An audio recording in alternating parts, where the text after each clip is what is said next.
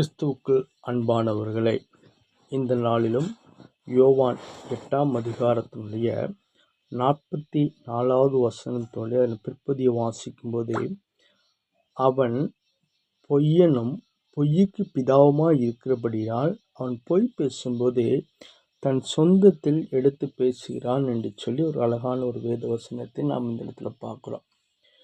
பொய் பேசுகிறது பாவம் அப்படின்னு சொல்லி ஒரு ஊழியக்காரர் தன் மகனிடத்திலே சொன்னாராமாம். அப்போ அந்த மகன் அவரிடத்துல சொன்ன பதில், சாக்லேட்டு நீங்கள் வச்சிருக்கிறீங்க, ஆனால் அது தீர்ந்து போச்சுன்னு சொல்லி நீங்களே போய் சொல்லலாமா அப்படின்னு சொல்லி அவன் என்ன செஞ்சிருக்கிறான். அந்த ஊழியக்காரரிடத்துல திருப்பி கேட்டதான ஒரு கதையை நாம் வாசிக்க முடிந்தது. அப்போ இன்னைக்கு பொய் அநேக பேர் இன்னைக்கு என்ன செய்கிறார்கள், பொய் பேசி அவர்கள் அதில் இன்பம் காணுகிறதான ஒரு அனுபவத்தை நம்ம பார்க்குறோம். இன்னைக்கு இருக்கிற நாகரிக உலகத்தில் சின்ன பொய், பெரிய பொய், விளையாட்டுக்கு பொய், இன்னும் சர்ப்ரைஸ் கொடுக்கறதுக்கு பொய், அப்படி பொய் பொய் பொய் என்று சொல்லி அநேக பேர் இன்னைக்கு பொய்யை சொல்லுகிறதான ஒரு அனுபவத்தை பார்க்குறோம். ஆனால் ஆண்டவர் நமக்கு உணர்த்துகிற ஒரு காரியம் என்ன அப்படின்னு சொன்னால், நம்ம சத்தியத்துக்கு விரோதமாய் பேசுகிற எல்லாமே அது பொய் தான். அது சின்னதாக இருந்தாலும் சரி, அது பெரிதாக இருந்தாலும் சரி. ஏன்னு சொன்னால், சாத்தானிடத்தில் சத்தியம் அவங்ககிட்ட எப்பவுமே கிடையாது. அவன் சத்தியத்தில் நிலைநிற்கவும் கிடையாது. ஏன்னா அவன் பொய்யனும் பொய்யுக்கு பிதாவுமாக இருக்கிறபடினால் அவன் பொய் பேசும்போது அவன் என்ன செய்யறான் அப்படின்னு சொன்னால், தன் சொந்தத்தில் பேசுகிறதை நாம் பார்க்க முடிகிறது. பொய் பேசுகிற மனிதனுக்குள்ளே ஆவியானவர் வெளிப்படுவது கிடையாது.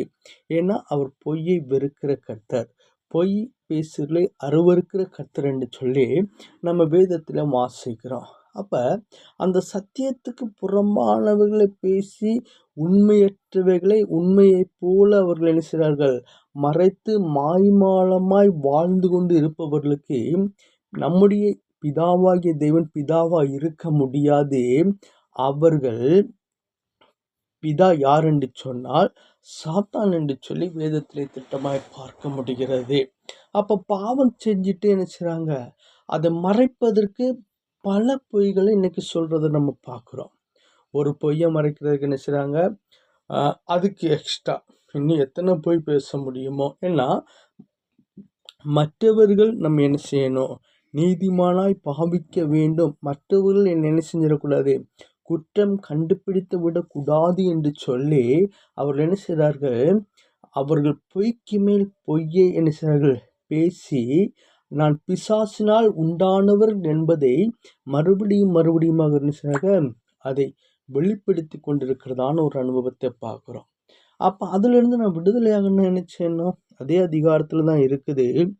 32வது வசனத்தில், சத்தியத்தை அறிவீர்கள், சத்தியம் உங்களை விடுதலையாக்கும் என்று சொல்லி நம்ம பார்க்க முடிகிறது.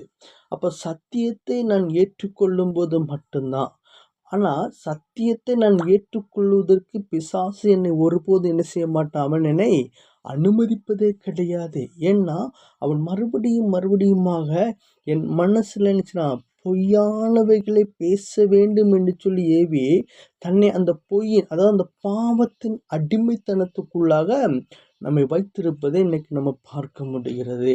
ஆனால் வேதத்தில் வாசிக்கும்போது, உள்ளதை உள்ளதென்றும் இல்லாததை இல்லாததென்றும் சொல்லுங்கள், அதற்கு மிஞ்சினது தீமையினால் உண்டாயிருக்கும் என்று மத்தேயு 5:37 நாம் வாசிக்க முடியும்.